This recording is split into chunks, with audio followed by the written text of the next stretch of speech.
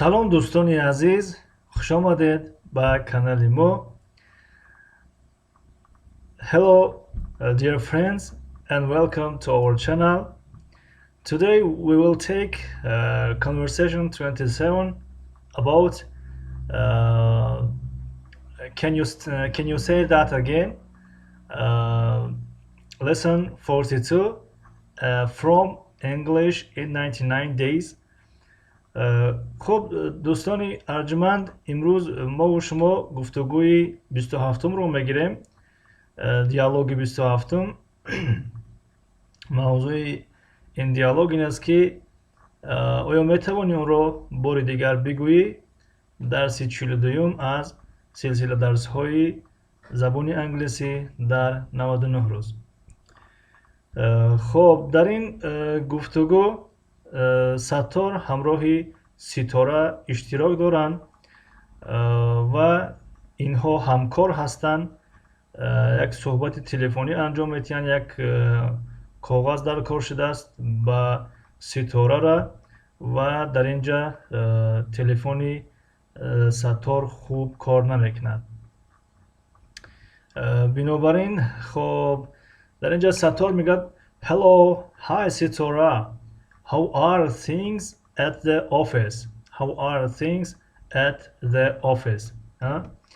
خب نگید سلام ستاره، چیزها چخیل هست در کارخانه، در آفیس. خب در تاجیکی چیزها چخیل هست نمیگیم، میگیم کارها چخیل هست.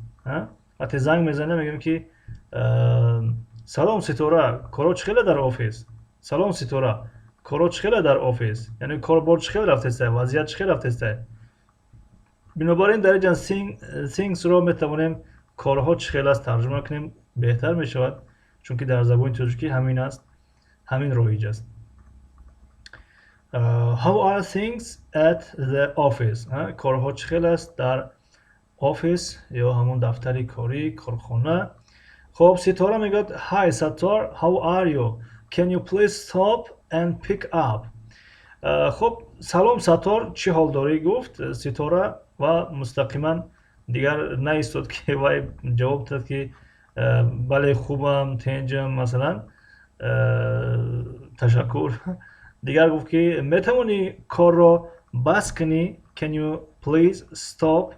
لطفا میتونی کار را بس کنی، حاضرش متوقف شه از کار و پیک اپ بیاری با مرا.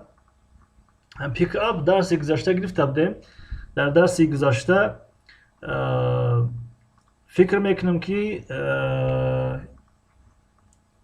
یک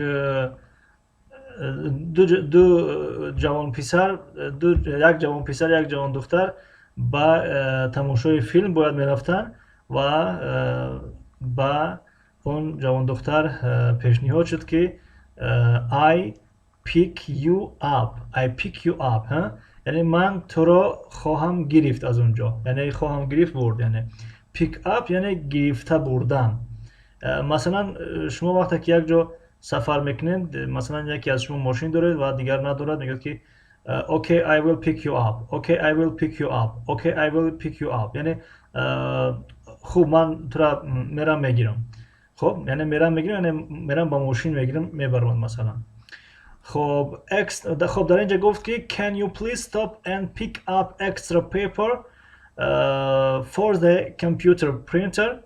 آیا میتونی که کار بس کنی و برای من چی بیاری؟ کاغذ علاوگی بیاری، کاغذهای علاوگی extra، یعنی کاغذهای علاوگی for the computer printer، برای پرینتر کامپیوتر یا که هم پرینتر بعد تاجیکی چاپگر می شود، اما پرینتر زیاد استفاده میکنیم. خب در اینجا ستار میگه که what did you say? What did you say؟ وقتی که تلفن بگیم صدا خوب نمیآید، در قول لهجوی یعنی کنده کنده میاد آواز، بعد میگیم که what did you say؟ چی گفتی؟ نفهمیدم چی گفتی؟ الو چی گفتی؟ خب can you repeat that please؟ Can you repeat that please؟ میتونی لطفا اون رو تکرار کنی؟ میتونی لطفا اون رو تکرار کنی؟ یعنی چیزی که گفتی مثلا هم رو تکرار کنی میشه و Did you say to pick up in ink for the printer? آیا گفتی که رنگ بیار برای چاپگر برای پرینتر؟ اینک رنگ می شود. رنگ همون رنگی که در پرینتر می اندازن و چاپ میکنن.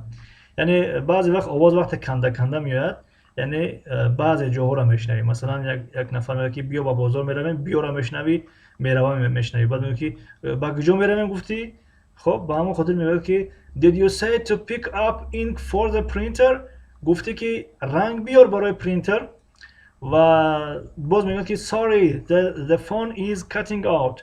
sorry the phone is cutting out، یعنی معذرت میخوام تلفن ما قطع شده است. قطع یعنی به معنای همون کنده، یعنی آواز کنده آمده است، قطع شده است. خب در اینجا ستاره میگه که can you hear me now؟ can you hear me now؟ اکنون مرا شنویده استی؟ اکنون مرا شنویده استی؟ آیا میتونی اکنون یعنی حالا مرا بشنوی؟ یعنی وقتی وای گفت که آیا رنگ بیارم، بعد اول سوال میکنه که can you hear me now؟ آیا تو مرا حاضر شنویده استی؟ باز در جواب میگه که no I need more. اینجا no به خاطر چی گفت؟ به خاطر آن همون گفت که did you say to pick up ink؟ گفت رنگ بیارم، در اینجا گفت که نه no I need more computer paper. من کاغذهای بیشتر احتیاج دارم، نیاز دارم به کاغذهای بیشتر، کاغذهای کامپیوتری، همون A4 هست که A4 A4.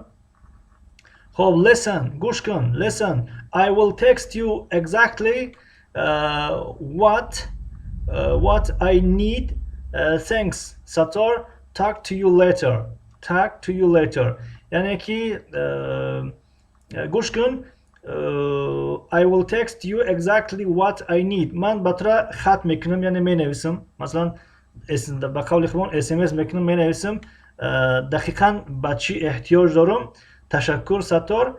talk to you later یعنی بعدتر با تو صحبت میکنم. خب بعدتر با تو صحبت میکنم. خب در اینجا talk to you later. خب کی باشد؟ بعدا ستار گفت که thanks ستاره. sorry my phone has a really bad reception here. تشکر ستاره، معذرت میخواهم تلفن من واقعا در اینجا خوب قبول بد قبول میکند. یعنی has a really bad reception here یعنی بد قبول میکند. reception همون reception به معنای همون قبول کردن است، پیشواز گرفتن است. در اینجا به معنای موجه ساز قبول نمیکنه، موجه ساز قبول نمیکنه. ریسپشنیست مثلا همون مسئول پذیرایی، مسئول پذیرش، کسی که در مهمانخانه ها گسنیسه ها در پیشی در میسته مهمان رو قبول میکنه و می نویسه کدامش کجا میرود چند قم میسته، همون رو ریسپشنیست میگن. ریسپشنیست و ریسپشن این میگیم که قبول کردن میشه. خب در اینجا ستار همین گپ گفت. بله اینجا تمام شد این مکالمه امروزه ما. Thank you so much for watching this video. Please don't forget to like, comment, share and subscribe to our channel. خب دوستان ارجمند، تشکر از یکی شما برای دستگیریتان، برای اشتراک و برای لایک گذاشتنتان. کسانی که لایک میگذارن وقتای آخر ویدیوهای ما لایک های خوب گرفته است. تشکر برای آن کسانی که دریغ نمیدونن همون تگمچه لایک را زیر میکنن به قول میجقنش. تشکر زیاد و گفتنی هستم که تا درس های نوبتی موفق و مؤید و سربلند باشین. اگر سوالی داشتید میتونید در زیر ویدیو نویسین. اگر اینستاگرام خواهید در اینستاگرام میتونید نویسین، دنیای زبان ها نویسین، میبراید و صحبت میکنیم. See you next class. Goodbye. تا درس نوبتی خدا نگهدار.